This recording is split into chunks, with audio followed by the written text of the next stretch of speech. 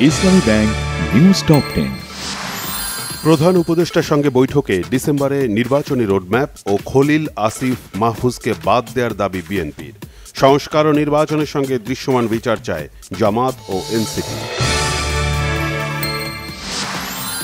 দেশকে স্থিতিশীল রাখতে নির্বাচন, বিচার ও সংস্কার কাজে এগিয়ে নিতে এবং চিরতরে এদেশে স্বৈরাচারের আগমন প্রতিহত করতে বৃহত্তর ঐক্য প্রয়োজন বলে মনে করে উপদেষ্টা পরিষদ।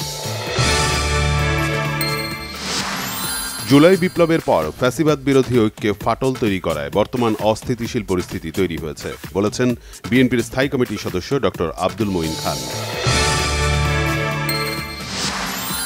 জামাত ইসলামের আমির ডক্টর শফিকুর রহমান বলেছেন, দেশের বর্তমান পরিস্থিতিতে বিচলিত নয় তার দল, অবস্থা গভীরভাবে পর্যবেক্ষণ করছেন তারা। বিচার, সংস্কার ও নির্বাচনের রোডম্যাপ একসাথে ঘোষণার দাবি জাতীয় নাগরিক পার্টি এনসিপির। ভারতীয় ষড়যন্ত্রের বিরুদ্ধে ঐক্যবদ্ধ হতে রাজনৈতিক দলগুলোর প্রতি আহ্বান। কাকরাইলের অবস্থান কর্মসূচি স্থগিত করা হলেও নগর ভবনে কর্মবিরতি চালিয়ে যাচ্ছেন ঢাকা দক্ষিণ সিটি কর্পোরেশনের কর্মকর্তা কর্মচারীরা। লন্ডনে সালমান এফ রহমানের পরিবারের প্রায় ১,৫০০ কোটি টাকার সম্পত্তি জব্দ। পাচার করা অর্থ ফেরাতে ব্যবস্থা নিচ্ছে বাংলাদেশ ব্যাংক। দেশ থেকে পাচার করা অর্থ ফেরত আনতে আইনি সহায়তা চাওয়া হচ্ছে সংশ্লিষ্ট দেশগুলোতে, জানিয়েছেন বাংলাদেশ ব্যাংকের গভর্নর।